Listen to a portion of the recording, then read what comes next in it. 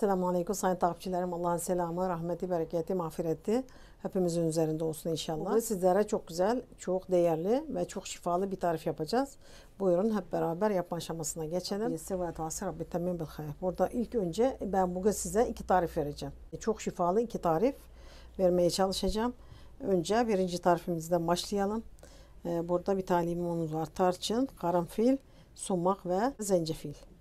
Bunlarla sizlere çok güzel bir kür yapacağız. Şimdi önce tenceremize bir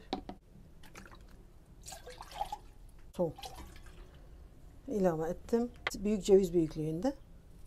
Önce bunun kabuklarını soyacağım. Şöyle kaşıkla fazla gitmesin diye. Havalar çok soğuk. O yüzden neye ihtiyacımız var? Şifalı tariflere ihtiyacımız oluyor.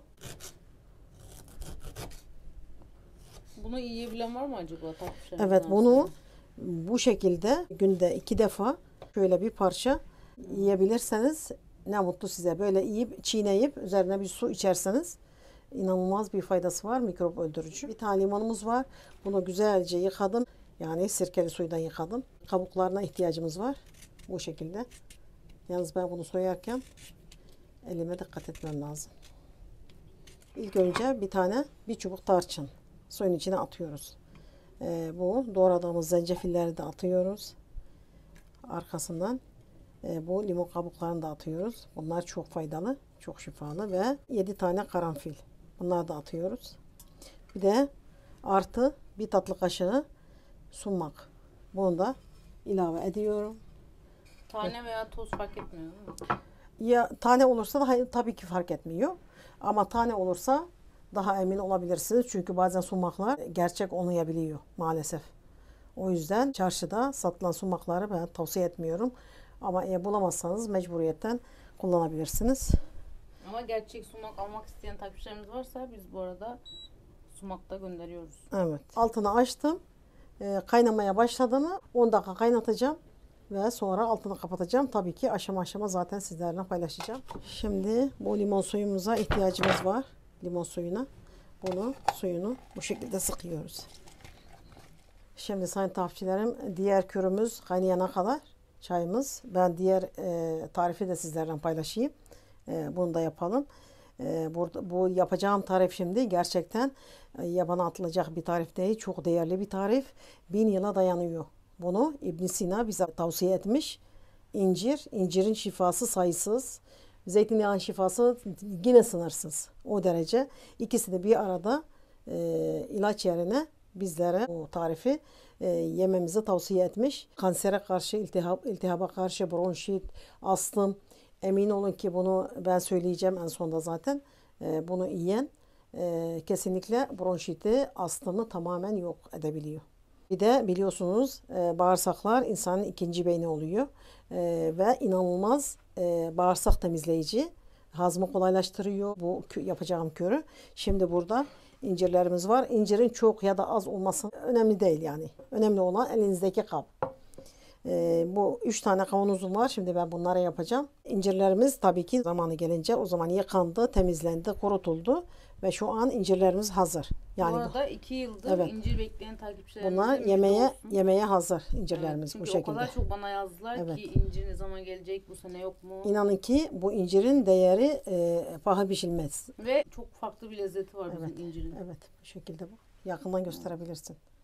Şöyle incirimizi birkaç tane açayım size. İncirimizin kalitesini ve güzelliğini bu şekilde. Ama tadı çok başka bu evet, arada. Tadına gerçekten doyum olmuyor. İsterseniz bu sade yiyebilirsiniz. İsterseniz yanında cevizle şöyle yakından bir gösterelim. Şeker hastalığı olmayanlar. Evet. Biz mesela küçüklüğümüzde eskiden atalarımız yani nenelerimizin, dedelerimiz zamanında hatta bizim küçüklüğümüzde de hala devam ediyordu.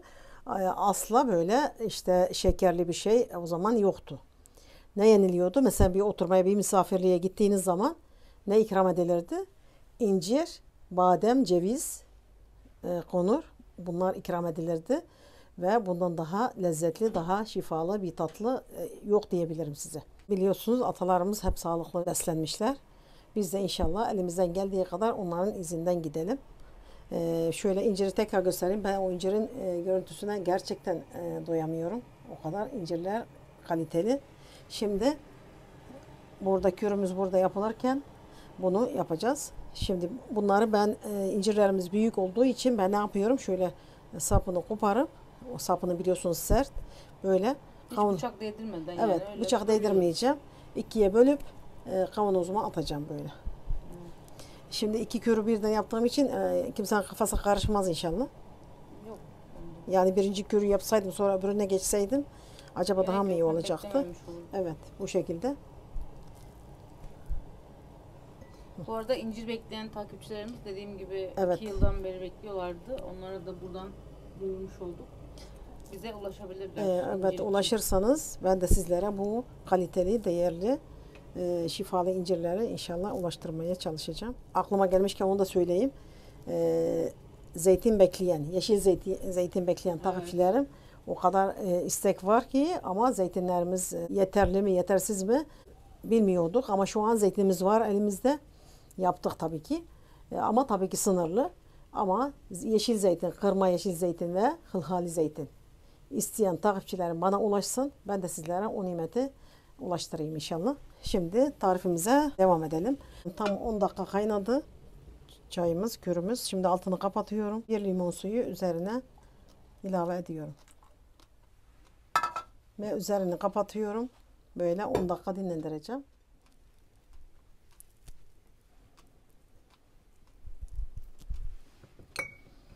İncirlerin sapı çok sert oluyor bak. Bu arada hepsi tertemiz. Evet. İncirlerimizi böyle doldurduk kavanozlara. Şimdi bunlar hazır. Böyle bir kenarda dursun. Şimdi çayımıza bakalım. Çayımız demlendi. Bismillah. Çayımızı süzerek içelim. Yani İsterseniz bal koyup da içine bir çay kaşığı bal içebilirsiniz ama aslında bala da hiç gerek yok. Yani bu çayı sabah akşam içebilirsiniz bu şekilde. Bir de bir hafta için bir hafta ara verin. Bu şekilde şifalı çayınızı içebilirsiniz. Bunu tavsiye ediyorum. Herkes içebilir. Sadece tabii ki bebekler bunu içmesin. Balsız da güzel. Biraz tabii ki ekşi ama gerçekten çok güzel bir tadı var. Mutlaka bu körü yapın. İltihapları yok ediyor. Bronşite, astıma her şeye iyi geliyor yani. Öksürüğe. Bu körümüz burada tamam. Mutlaka yapın diyorum. Bu yabana atılacak tarifler değil bunlar.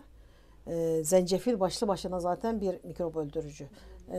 Sumak da öyle aynı. Limon da aynı. Tarçın bir de karanfil de var içinde. Bunlar hepsi çok değerli biliyorsunuz. Şimdi bu kürümüz tamam. Şimdi bu kürümüze gelelim. Bu kavanozlarımıza incirlerimizi ikiye böldük. Bazen üçe de böldük büyük incirleri. 3 tane kavanoz yaptım. Şimdi üzerine ne yapacağız biz? Zeytinyağı ilave edeceğiz. Bismillahirrahmanirrahim. Allah'ım şifa niyetine. Kim bundan yiyecekse inşallah şifa bulsun. Yani bunu üstüne yani incirleri gömecek kadar zeytinyağı ilave edeceğiz. Bu arada zeytinyağı almak isteyen takipçilerimiz yine bize Evet, bana ulaşabilirsiniz. karşılaşmadan ulaşabilir. Ben ekrana yazacağım numarayı. Evet, söyleyelim mi, söylemeyelim mi? Söyleyelim bu arada. Şimdi telefon numarasını da ben sizlere söyleyeyim. 0543 880 24 23'ten bana WhatsApp'tan mesaj yoluyla ulaşabilirsiniz. Evet. Bunları bu şekilde iyice kapatıyorum. Bunu da kapatalım. İncir kürümüzü karanlık ve serin bir yerde muhafaza edeceğiz. Şöyle 5 gün, bir hafta bekletelim. Her gün sabahleyin 1-2 parça yiyebilirsiniz. İnanılmaz lezzetli. İnanın ki yerseniz size bağımlılık yapabilir. O derece lezzetli. Zeytinyağı ve incir. Sanki ceviz yiyormuşsunuz gibi. O derece lezzetli. Mutlaka bu kürü yapın. İnanılmaz bir şifası var. Mutlaka sayın takipçilerim bunu gerçekten üstüne basa basa söylüyorum. Bunu mutlaka yapın. Biliyorsunuz bu tarif asırlara dayanıyor. İbn Sina'dan bu yana kadar hep bize tavsiye edilmiş. Çünkü gerçekten inanılmaz bir şifası var. Bütün öksürüğü olan, iltihabı olan, bronşiti olan, dediğim gibi astımı olan mutlaka bunu tüketsin. Her gün sabahleyin. Hani ara vermeyin. Bunu bütün kış boyunca bunu tüketin, yiyin. Ve inşallah bunun şifasını göreceksiniz. İnşallah bana dua edeceksiniz. Sayın tavşan, bugün tarifim şifalı bir tarif oldu. Hem de bir değil, iki oldu. Beni buraya kadar izlediyseniz bana abone olmayı, videolarımı beğenmeyi ve videolarımdan haberdar olabilmek için bildiri ziline basmayı unutmayın. Hepinize teşekkür ediyorum. Allah hepinizden razı olsun. Yarınki videomda görüşürüz inşallah. Kendinize iyi bakın. Allah'a emanet olun. Sizleri seviyorum.